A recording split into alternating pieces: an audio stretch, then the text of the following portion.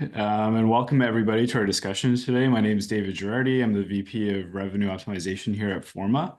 And I'm really excited to introduce you to our panel today. So, with the new year upon us, I know everyone's excited by the new year and starting off on the right foot. And so we're going to be discussing today how RevOps plays a role in contributing to a successful year in the sales space. And so the four industry leaders I have for you today, Esther Friend, Olga Treskova, Kwok Tran, and as well as our CEO at Forma here, Nabil Al-Azam. And they're going to start by giving a brief introduction, and then we will jump into four key priorities in terms of the RevOps space, and the guests will be able to share their perspectives on each one. And so with that, Esther, I'll pick on you first to give your introduction. Sure. Esther Friend here. And most recently, I was at Five9 as VP of Sales Efficiency and Transformation, but I'm actually making a move. And in January, I'll be starting at Udemy. Udemy is a leading learning platform and skills marketplace. So we'll be starting there as the VP of Revenue Operations. And I'm based in Denver, Colorado. Excellent. And Olga, can I Sure. pass it to you? My name is Olga Treskova. I run revenue operations at a company called Birdeye, and I oversee marketing, sales, and customer success operations. I've been in operations, feels like all my life, since 2007, and I'm based in Los Angeles, California. Kwok? Thanks, David. My name is Kwok Tran. I am the VP of Revenue Operations at Instructure. I have over 20 years of experience in tech space. A lot of great companies that I've worked for: Autodesk, AWS, Zendesk, Okta. I'm currently at Instructure, where we are a LMS company that sells a great product called Canvas. If you're aware of that, I am currently in Miami, but actually based out of California. Yeah, thanks. And Nabil? Hi, everyone. Nabil Al-Azam, founder and CEO of Forma AI. My career started in Salesforce effectiveness consulting prior to founding Forma, and so working alongside revenue operations leaders like the panelists here to help them support bringing their strategies to life, and led to me founding Forma to solve some of the challenges and problems that I saw firsthand. Super excited to dive in today.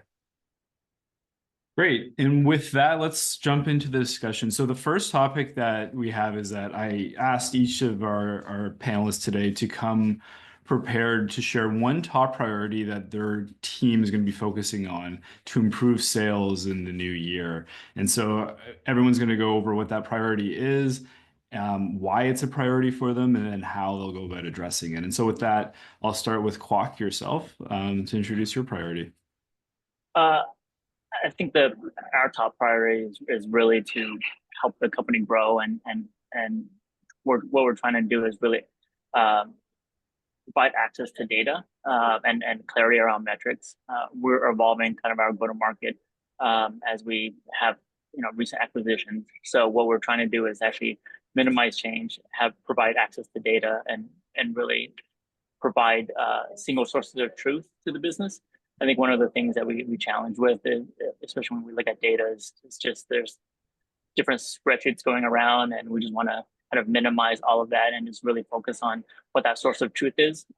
We're also looking at kind of being able to tell the what and why more clearly, what's happening and why is it happening. And then we're evolving to kind of forecasting and what is likely to happen and how we can actually help improve those performances. So what, why, and predictive analytics is our focus for 25. Interesting. And Olga, maybe you can go next for your priority.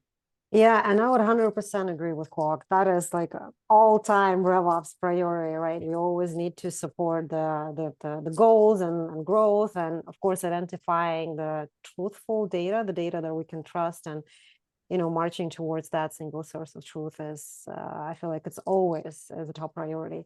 What I have been discovering though in this past year is, as RevOps was founded as a function to break down silos. But oftentimes what I keep discovering is that we create silos within ops teams, right? We create silos within the teams that support the go-to-market. So my priority, one of the priorities that I'm going to be focusing on is to break down silos between RevOps and enablement, and use enablement as this accelerator for the sales performance.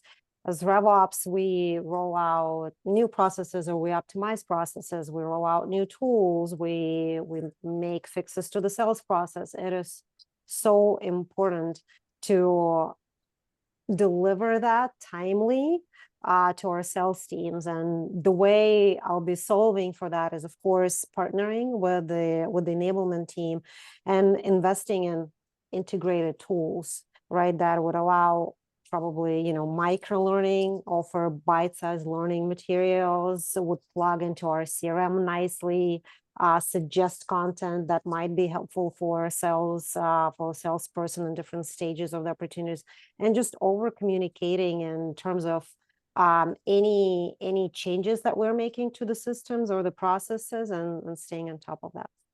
And Olga, if I could follow up, when you were mentioning in terms of, you know, this source of truth, do you think the problem is it that truth is spread over multiple different tools or software programs or sources, or is it the actual accuracy of the data in maybe a single source?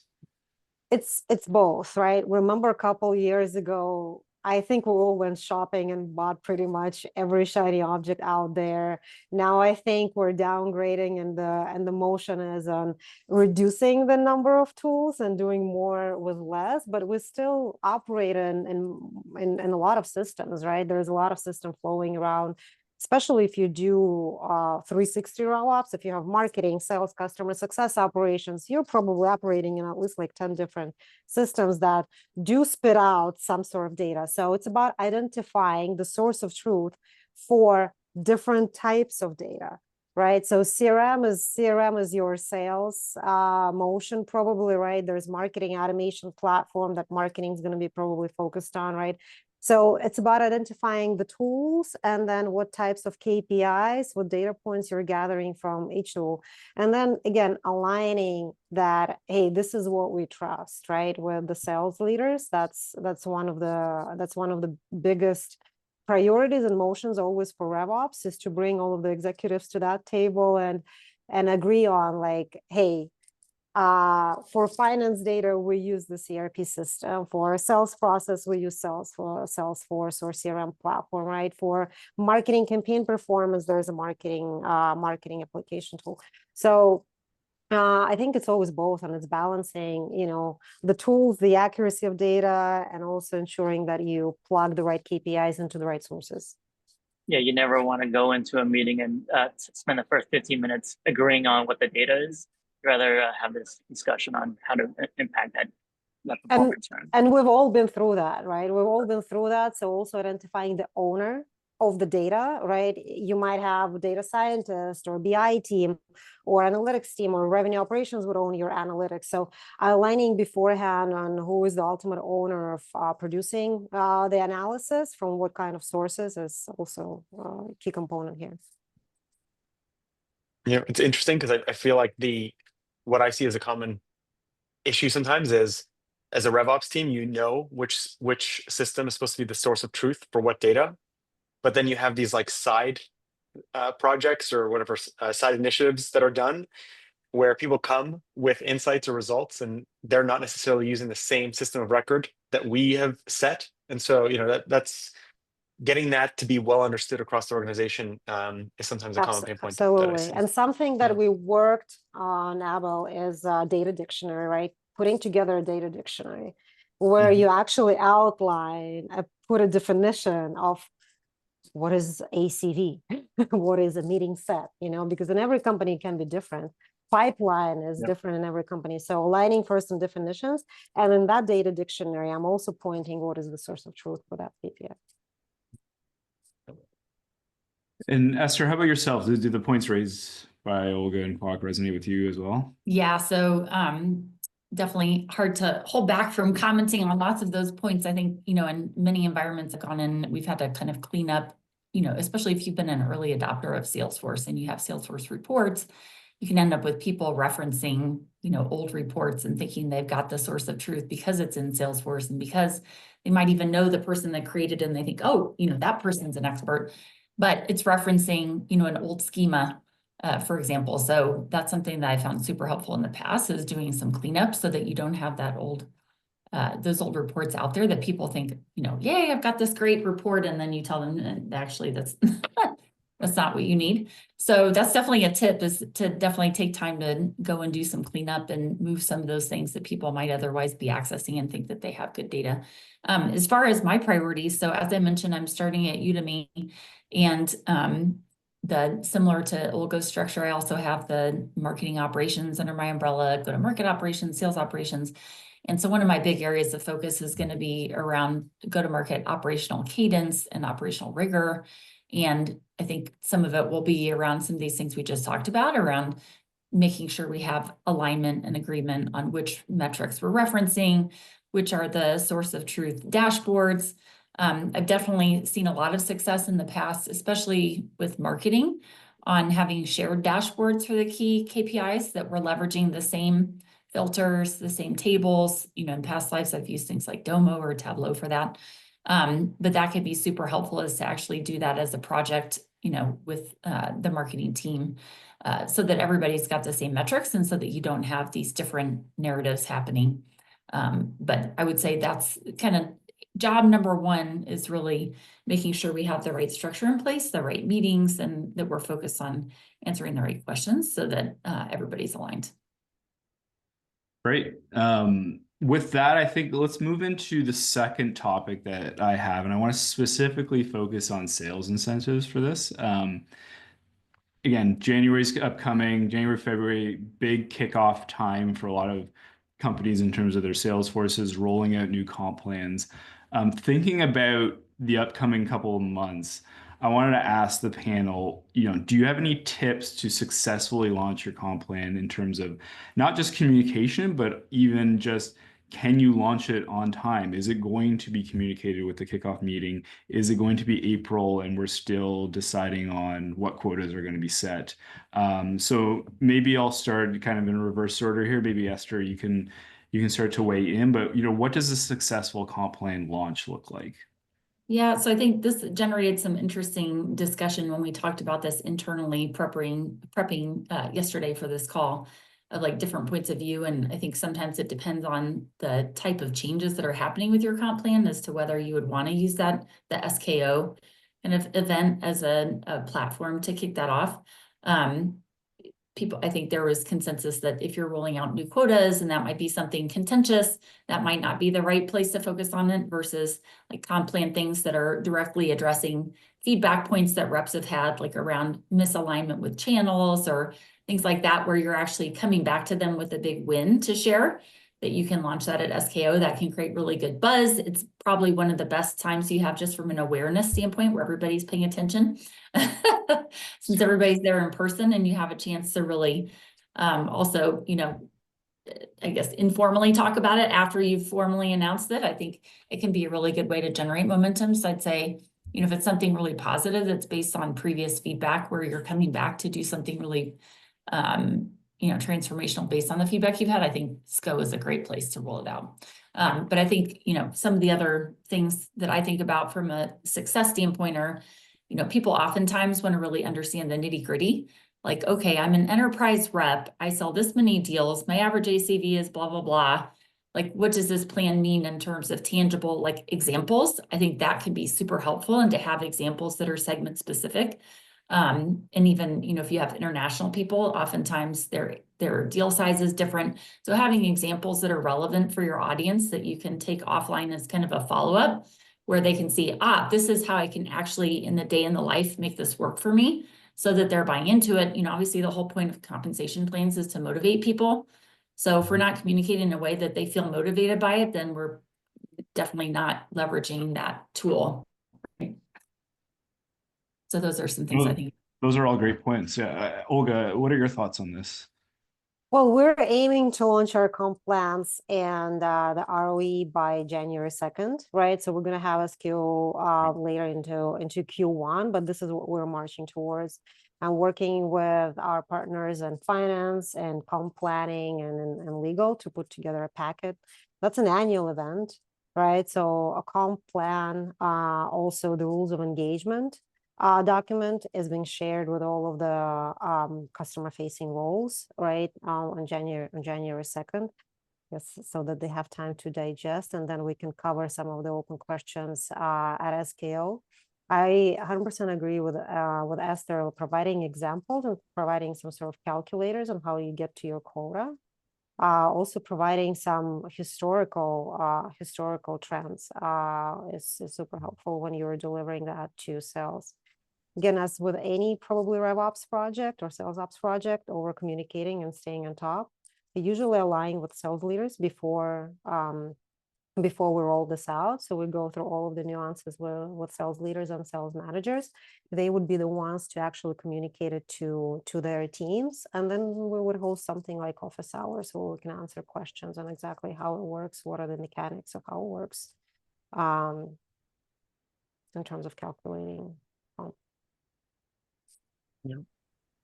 January 2nd is certainly a very, very early, but obviously great to be able to start that early and get everything in the reps' hands to start the new year. I guess, Kwok, how about yourself? Can you one up January 2nd, January 1st? Definitely not going to one up January 2nd. We have dim the lights here at Instructure, so but our target is January 13th. Our kickoff is that week, so it's right before kickoff. I'll echo a lot of what Esther and Olga said. I think the part of that also is starting early. So one of the things that we did this year was we started very early gathering that feedback and trying to incorporate kind of the data behind why we would make some of these changes. The other one, as we kind of look at incentives across go-to-market, just making sure that we have comp plans that are aligned across roles as well. So incorporating renewals in not just the renewal managers or the CSMs, but also with the AEs as well, and sales leadership, making sure that pipe gen is a shared target across, and making sure that we don't have conflicts in the comp plan of one another. I think those are some examples of things that I've seen work well. Olga and Esther already mentioned it, but examples.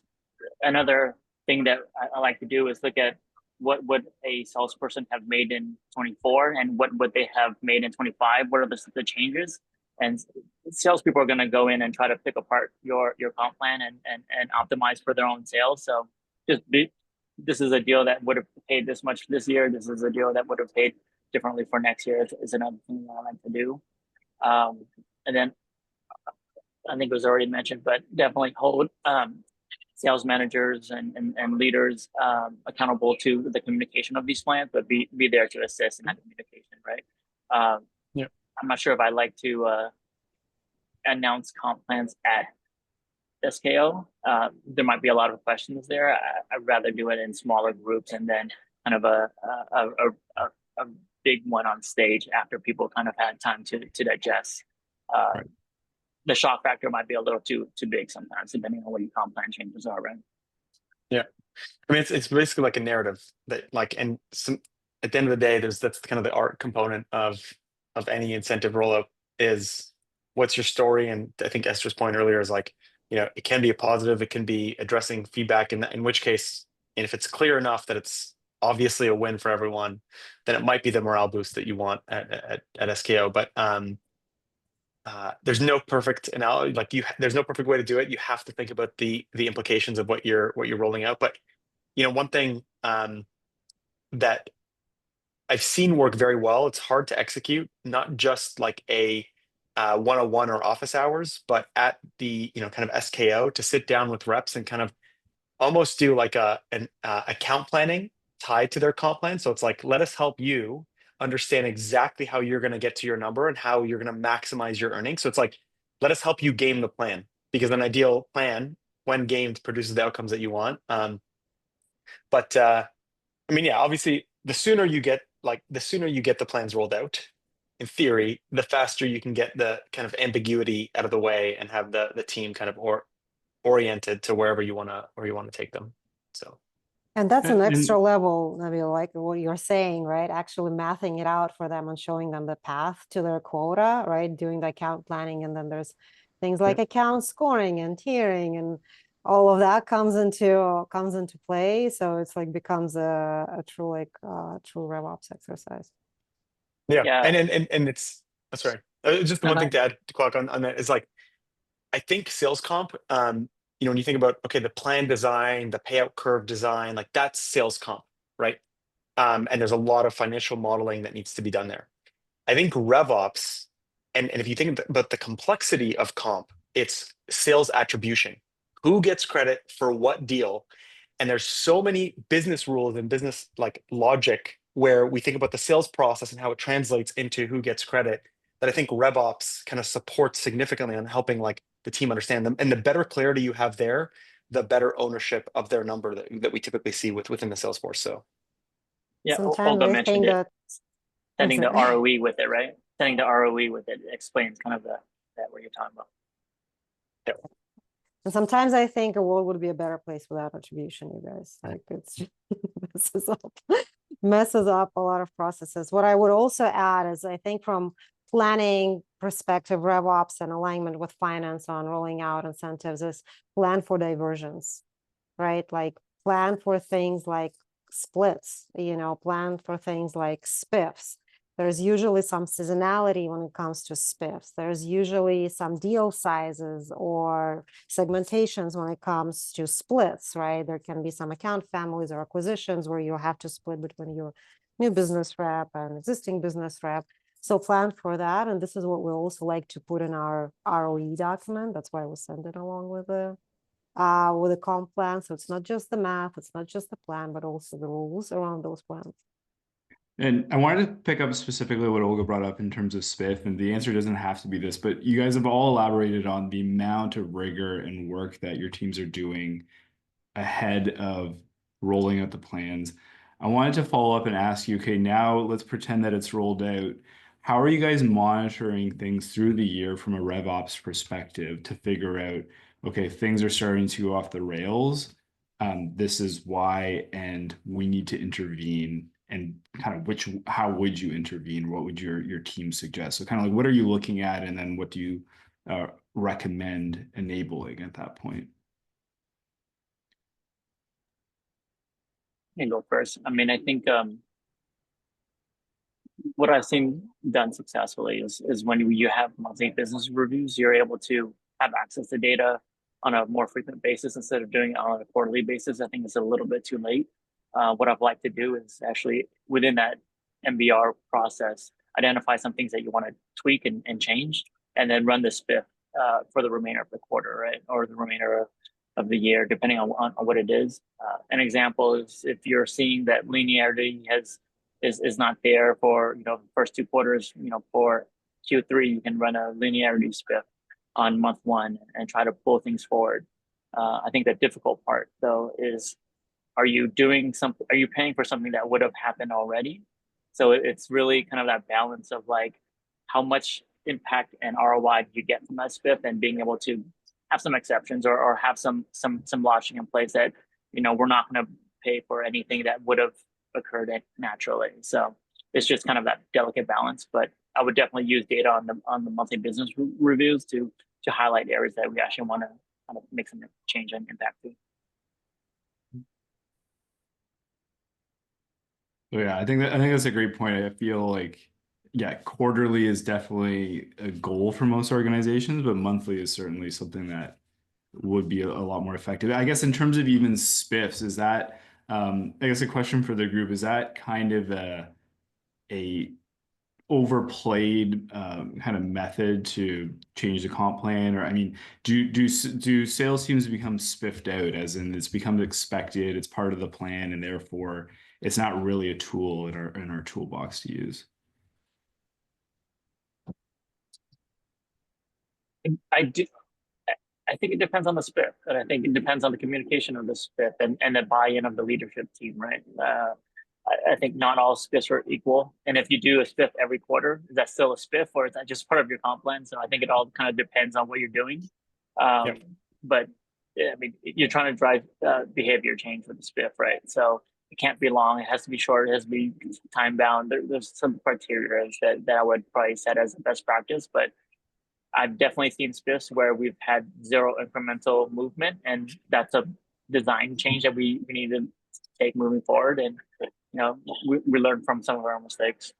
Yeah. Yeah. And I think my experience with spiffs has been that it's very reactive, right? And I hate being reactive. It very rarely works when you try to dig yourself out of a hole and you're in this urgent motion to fix it somehow, right? So planning your sort of spiffs in advance, analyzing your past historical periods, your previous years, right? And to when you launched it and what actually worked for what types of deals, what types of segments, et cetera, and sort of like having them in your back pocket in advance. And then again, watching behavior and not rolling it out like 2 weeks until the end of the quarter to try to save it, right? But also watching, analyzing, and being on top of that. Yep. Yeah, 100%. I mean, it's interesting I guess we had a little bit of this discussion yesterday. It's like ideally the spiffs are well thought out in advance and they're trigger based, right? So it's like if we know that this is not being accomplished, you kind of engage that mechanism, which you've pre-thought through, you've well analyzed. And another point that you brought up around like you sometimes roll something out and then it was going to happen regardless. And now what's the ROI of that spend? And I think the ideal situation and kind of bringing sales process and connecting it, and this is kind of the RevOps side, is like bringing the data from sales process and sales activity into however, all the sales enablement, including sales comp, together enables you to do things like, if we're going to roll out the spiff, this is the prediction that we're making for the sales behavior X that should increase if we roll this out. And then very quickly, you can kind of see the ROI on, did we roll this out? We saw a change and that resulted, or we didn't. And now it's a lesson learned in terms of like doing that retro so that to never, ever do that again and not waste the company's money. But it's easier said than done because you have to bring these complex data systems together and do so quickly. So it definitely can't be reactive to this point. Great. So with the time left, I wanted to keep moving on in our discussion topic. So I'm going to move towards something around sales analytics and speak specifically because we know that RevOps is such a key and crucial strategic advisor to the CRO and the sales leadership. And obviously using sales analytics to drive a lot of that decision making. And so in terms of your experience, I want to ask the panel, what advice would you have for an organization that would probably self-assess themselves as less mature in terms of sales analytics? And how could they use what they have at their fingertips to better achieve that status as strategic advisor? Maybe Esther, I can start with yourself on this one. Yeah, I think in terms of the maturity assessment, I think having defined source of truth, I think Olga spoke to the data dictionary earlier, I think is a great way to do that. I think, one thing that I've found really successful is using the sales enablement platform as a place to store information for leaders by segment, by their region, that they can access, that they know these are the places to go get these metrics. It would be great if everything was in one system. But unfortunately, what I've seen is that sometimes we'll have specific dashboards that are in Salesforce that the leaders like to have those in that place because they're very actionable with their team and they can click through easily. Whereas there might be more of kind of a quarterly view that's quarter over quarter, year over year type view that's in a platform like Domo or Tableau. But you can have all of that available on an information page so that people know exactly where to go for that, and curating that regularly so it's the most accurate place for everybody to know this is where I get this data. But I think also making sure that there's a source of truth that everybody from across regions is using, that people at a leadership level down to the granular rep level can go and see all of those metrics where they're all cohesive and it's the same definition, just different slices, I think is something that's super important, because I think that we waste so much time when people have different views of the metrics. And you kind of cited this earlier of this example of people thinking they have something that's validated. You know, you might have your channels team that's got some report that just does not align at all with how you're doing things. So I think the communication, making sure each of the teams that's part of the go-to-market, you know,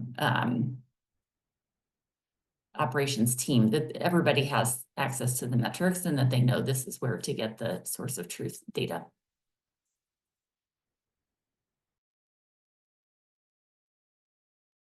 Sorry, I was on mute. Yeah, that's a great point. You don't need some intense machine learning algorithm to just make sure that people understand the basics of what is out there and where they get data, what it actually means.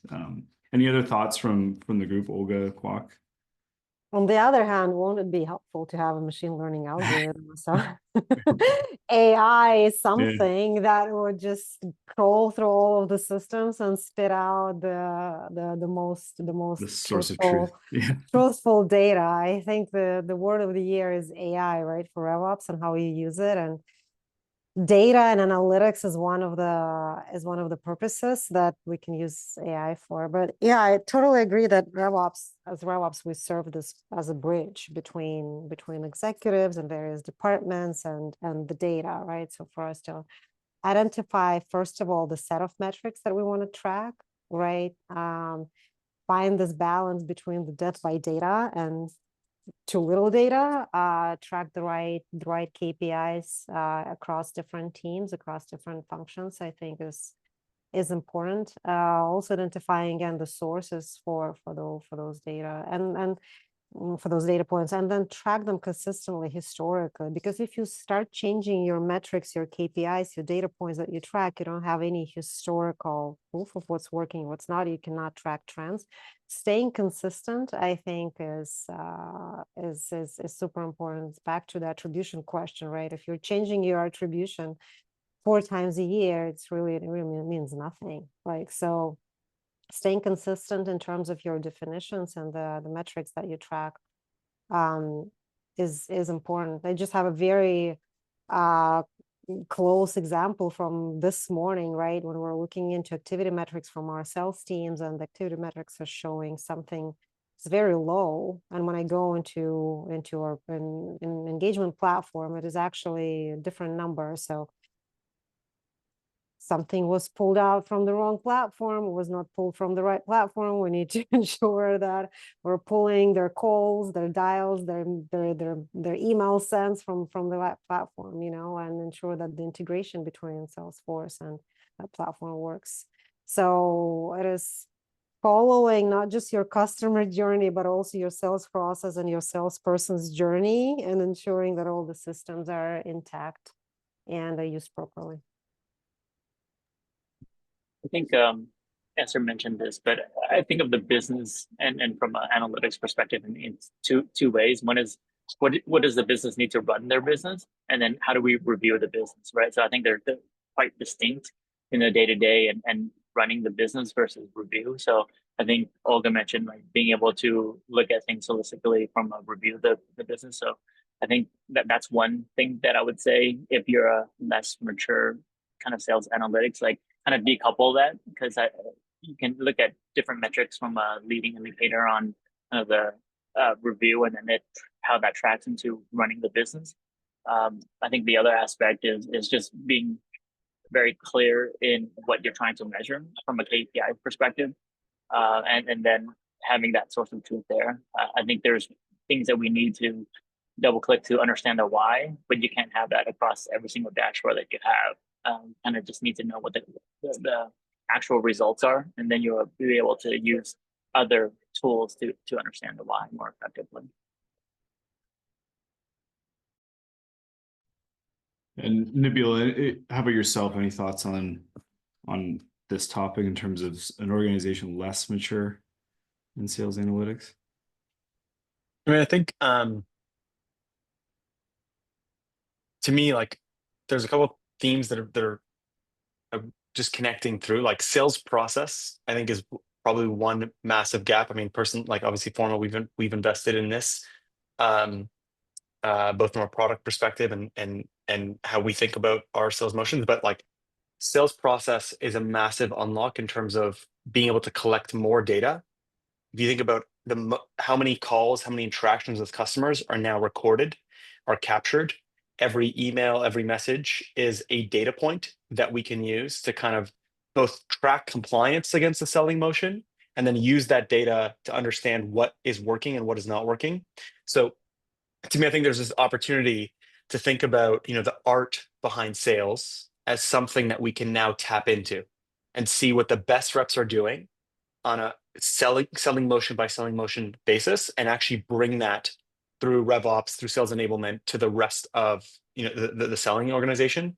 And so I think that's it's a massive unlock from a data collection, data insights for most organizations that again have already started this kind of shift to digitize sales through call recordings and capturing the sales activities at that granularity. That's a great lead into AI. Olga mentioned that all of the technology being able to draw knowledge from the recordings and transcripts and aggregate it. I mean, there's huge things we can do there from a RevOps perspective to provide clarity into the business. And I'm reviewing a couple of vendors right now that can actually crawl through structured and unstructured data. So listen to the calls, not just read through the transcripts, but actually listen to the calls and analyze customer sentiment. Was my customer excited to, listen to this demo, right? What was the outcome? It's not like we don't trust sales, right? But we also want to have sort of another point to analyze that. Pipeline entry, pipeline insights, the score deals based on their propensity to close, etc. A quick follow-up on that, Olga. How close do you think we are to incentivizing on some of that unstructured stuff that you're mentioning, like customer sentiment at the end of a call? Because ultimately that's kind of what we're driving. We want the rep to do, but we probably don't have the measurement tools right now. Or maybe we do. Maybe we're on the cusp of it, which I think is what you're alluding to, right? So what I'm doing now, like actually working, it's one of the projects. We have this AI app that listens to the calls that are been done by BDR team. Their job is to set meetings, right? For us, the sales process starts when the meeting sort of is set, and that starts the pipeline entry. We don't want to put in a pipeline something that is not qualified. We want to put only qualified meetings into the pipeline. So the old process was to actually capture some fields in Salesforce that a BDR person would fill in, right? And then attach a recording. Now what we're testing is AI actually listens to the call, and then based on the past closed won, closed lost opportunity and qualified pipeline, then identifies if it's qualified to enter the pipeline based on a number of criteria, customer sentiment in one of them, and then a bunch of other things as well. So now we're sort of testing an AI to identify and qualify pipeline entry for us. And to your point about incentivizing or comping, right? BDRs are being comped on meetings set. So it's now in sort of AI hands. Again, we're just testing it out. It's Right. like some sort of parallel track, but I feel like give it 2 years and that's going to be the world, right? It's going to fill out all of the fields for us, check all the boxes, put all the transcripts, and put that opportunity into pipeline. It's a great actually use case, I think, for qualifying top of funnel deals. Like it's a very low risk impact because you can easily build a workflow. I imagine, Olga, like where the Not BDRs according to BDR managers. Not according- There's always going to be resistance. It's like rolling out any new metric or quota. But the nice thing is you could build a workflow where a BDR could put up their hands and say, no, I do think this is qualified, and they can justify the reasons. And of course, it just goes into training the model. But it's interesting because I think we're kind of going to this world where we have to be like, to unlock a 10x performance improvement, you have to be okay to some extent with a little ambiguity or like a little failure rate in the process. Obviously, some things you can't do that, right? Like when we think about sales comp, it's like you have to be accurate to the penny because it's someone's pay.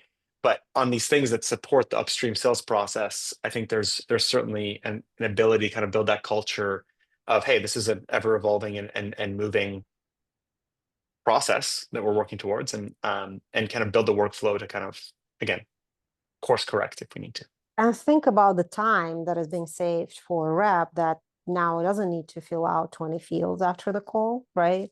The 100%. system does it for them. So there's a benefit on that. There's a benefit of that as well. Sales time is expensive, so we of course want to optimize and improve the sales time versus the admin time in the system. Yeah. It's funny because we get the question sometimes like, oh, like, do you ever build incentives into a comp plan around Salesforce or CRM compliance? And my pushback is always, this is a futile effort. Like, would you really not compensate a rep, or not pay a top performer if they didn't fill out the CRM? I mean, like, I've seen it firsthand. The best performers can get away with everything, almost. And so this is where, to me, the element of like CRM compliance, we should be making it as easy as possible for the reps to do it, and do so in a way where they see value in it. And if you create value for the reps, right? If you enable workflows or operational like efficiencies for the sellers to be able to better support their customer base by having fields filled in CRM, I think you naturally get better adoption. But in this case, it's even better if you could just automate entirely and have them focus more on selling. All right, with the looking at the clock, I wanted to move ourselves to the final topic that we were going to talk about today. So this one is centered around enabling a high-performance sales culture. And so, Kwok, I'll start with yourself, but I wanted to ask the group, what is one piece of advice that you could share for a RevOps team looking to establish and create that high-performing sales culture in an organization? I think for me, you have to know what great looks like. So what is the benchmark in the company? What is a great AE? What do they do? How are they successful? And what are some of the metrics that you can use to compare against kind of other teams? So one of the things that we did, we put a spider chart together. I think it was 13 different metrics that we kind of understood what great looked like, and being able to benchmark what is average, where are you at within that, tying in enablement that was discussed earlier. But like, if you don't know what great looks like and you don't know what makes people successful, it's really hard to make the entire team successful. So that's kind of my one piece of advice. I 100% agree. Define success, right? Establish clear, measurable, and inspiring goals, and also live in the shoes of your salesperson. Go through the process, right? Understand what they're up against every day, and then try to continuously optimize. It's a never-ending process, right? Continuously optimize your systems to make it easier for them to sell, to track the important points. And for me, it's about over communication, and again, partnering with our enablement team and other teams to over communicate the changes and to stay close to the sales teams. Yeah, I think to add to those comments, I think, one of the things that I found really beneficial is, similar to having the playbooks, that we're not just focusing on the lagging indicators in terms of what does success look like? Talking about the best reps, what are they doing? Like, one of the top reps that I worked with at my previous company, he was the guy that would sit there and religiously prospect every single week. And he was winning these multi-million-dollar deals, but yet he was still doing the basics really well. So it's those activities and behaviors that are leading indicators that, it's not about just about close won deals. It's also about like, what are the behaviors that people are doing? And if you can shine a light on that and help people kind of orient themselves towards the successful behaviors of the top performers, I think that really helps a lot. And so we would break it down by segment, showing here's the things that you would do on a daily, weekly, monthly, quarterly basis to get to that success. I think that's really helpful to focus on the behaviors of how to get there. Because I think sometimes, especially newer reps, look at the successful rep and they're like, how the heck do I get there? I want to be like them, right? But how did they do it? So I think kind of breaking it that way can be helpful. And when you guys are raising these points of, defining what the best looks like, or saying, you mentioning put yourself in their shoes, how do you actually do this in practice? Are you guys surveying them? Are you interviewing them? How much of it is you sitting with a bunch of data and saying, well, I know they said this, but let's try and figure out with the data, what does good look like? What does it look like in practice? Yeah, so I think one, it is definitely pulling the data. So for us, we would have metrics on even just activity that they're doing within the sales tools. And then how does that correlate to the end results?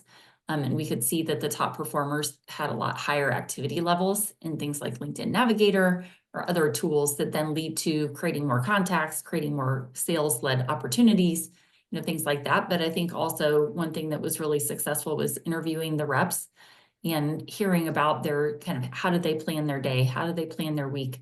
And we would incorporate those tips and share some of the names even. And there are, you know, certain reps in the company. And so when you have their names associated with it, like so-and-so says, this is how you do it, they're really paying attention and absorbing that lesson, right? Yeah, like I mentioned earlier, David, what I like is the rep scorecard, so that managers can use that as far as performance management, but also having benchmarks against what's average across the company, what's a low performer, what's a high performer, and then where certain individuals sit within that kind of sphere. I think that's one. I think the other aspect that Esther just mentioned is what does the day in the life of look like, and working with enablement and how we onboard new reps is super important. So if we know that, you know, good reps prospect between Mondays through Thursdays, they, you know, they update systems during these periods, these are the reports and dashboards they use. Incorporating all of that into enablement is super helpful as well. Great. Well, thanks for all that great discussion, everyone. So I think now we want to use the final. I think we have around 12 minutes left, and there's been some interesting questions that have come in through the chat, and I wanted to put it to yourselves. And this is a free for all. Anyone can answer these, but maybe I'll pick up on one. There was one on ChatGPT, and then another one around other new AI innovative tools that RevOps might be using. I think, Olga, you jumped in. Maybe you can also speak to your answer on that one in terms of what AI RevOps tools should we know about next year? Well, the biggest one's going to be, of course, Salesforce, right? They just launched their Agent Force. We did the demo. For me, at least for Birdeye, the more use cases lie on the post-sales side, trying to still figure out if it's possible to use as it stands right now for the new business. Can't find sort of any use case that would make sense based on our pain points, but I'm looking at an app called Epic Brief, for example. That's the unstructured data analyzer. It also analyzes all the account insights. It reads through your structured and unstructured data and can qualify your pipeline entry, scores, calls, etc. That is interesting. We also recently invested in an app called Inven. They do account sourcing. So part of our RevOps responsibilities is territory planning and account management, of course. So we do source and create accounts for our sellers, along with ZoomInfo and other data sources. Now we have this Invent, that's an AI app. It plugs into everything. You can just like type in your ICP and it spits out the accounts for you. It suppresses your existing Salesforce database or CRM database and sort of generates new accounts for you, which is pretty cool. And then of course we're using AI functionalities from ZoomInfo itself, from LinkedIn Sales Navigator. Pretty much every app has AI now. ChatGPT is super helpful for account insights. Sales rep types in, "Hey, I'm meeting customer X. What should I talk to them about?" Right, and then it can pull up this person's LinkedIn post or this person's whatever recent career path, et cetera, et cetera. So it just helps with a lot of account insights, meeting preps, and all of that. Great. Another question that came in. So what role does personalization play in designing effective sales incentives? Anyone have thoughts, Kwok?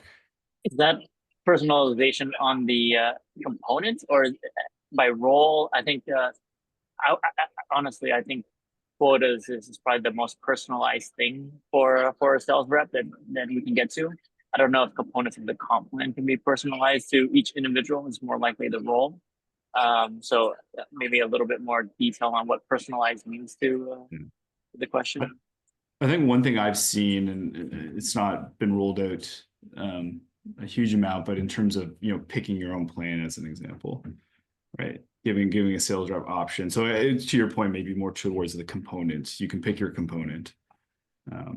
Not sure if anyone's seen that in their experience, but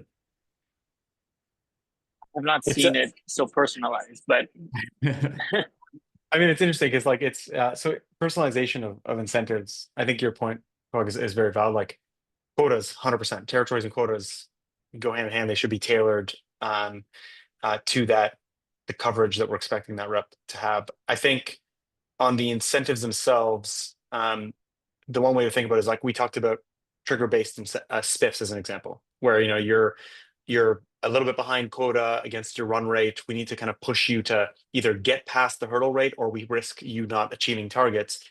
And you kind of have a trigger-based spiff that rolls out. I mean, the moment you have kind of workflows that are, you know, automating these types of incentive rollouts, then in theory, you are tailoring and personalizing incentives.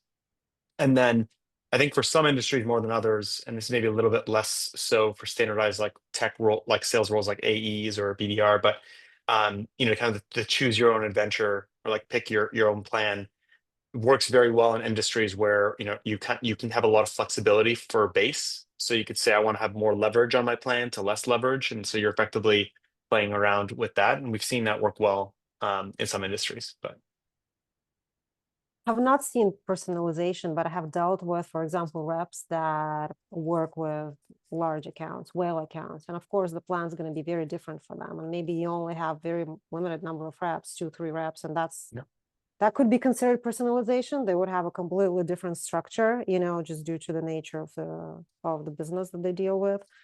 But other than that, I'm all for standardizing, you guys, and RevOps has to be standard across the globe. No personalization. I think that's a good one. I just thought of it now when I brought it up, but MBOs are basically customized comp plans, right? So if you have a MBO plan, that would be customized on the specific person, but definitely not a scalable thing that we want to roll across, you know, 200 AEs. Another interesting one that came in. So it's when it comes to sales marketing alignment, how should I be thinking about shared metrics between teams where they are both accountable? Anyone with any thoughts? Missed the first part of your question. Shared metrics between whom? Sales and marketing. Well, so I think that one's super important. I've seen big misses in alignment when you don't have the same goals for the sales and marketing team, especially in kind of the old world where marketing might have been more focused on the lead side of things and sales cares more about opportunities. So I think having more alignment on the actual goals, and I think having marketing more focused on qualified opportunities as the most important metric from a demand gen standpoint, I think is important. I remember having a conversation with someone in demand gen around ABM and how we were allocating our spend, and his plan did not account for progressing current opportunities. Well, that's a big miss because those are actually better. You know, spend is going to have a better payoff allocated to opportunities that are in progress than it will for trying to create a brand new opportunity. So things like that, I think you need to make sure that you don't have disparities, because it can really create a problem in terms of the alignment and people pushing towards the same goals. I do think there is an evolution on the marketing side as well, where it isn't purely top of the funnel. There is a component of, you know, deal acceleration to that, and like the attribution, and not just sourced pipeline, but also what we can do to influence the acceleration of pipeline. So I think there is a component of just getting alignment on what people want to do. But I think marketing also has this kind of new motion around ABM and customer marketing, where we're working on how do we expand our existing base through marketing, not just creating, you know, new customers. So there's a lot of partnership now going on with the marketing and sales side, just to even identify accounts and look at customer marketing and nurturing. Yeah, this is where we bridge the gap again. I would say, you know, what is a meeting? What is an MQL? What is a SAL, right? Relying on the definitions and the source of truth for those definitions. And, you know, that's how you ensure that the data points are aligned and the board meetings and ALT meetings don't turn into drama. Incentive alignment, that is at the heart of a lot of problems, or incentive 100%. misalignment. Yeah. Exactly. Yes. Alignment on the incentives. I don't want BDRs to be only aligned on meetings when my reps are aligned just on the ACV and they have misaligned goals. And then you can never, like, compensation drives behavior. Yep. Great. Okay, well, we're coming to the top of the hour. I think that's a great place to end the conversation. Thank you so much, Esther, Olga, Kwok, and Nabil for joining today. I think there was a lot of great information, and hopefully everyone enjoyed that in the chat. And again, as Mike mentioned, we have future panels like this upcoming in the next couple of months, and so hope to see everyone at those as well. Thanks again, everyone, and have a great day. Awesome. Thanks, Thanks, guys. everyone. Have a good day. Thank you.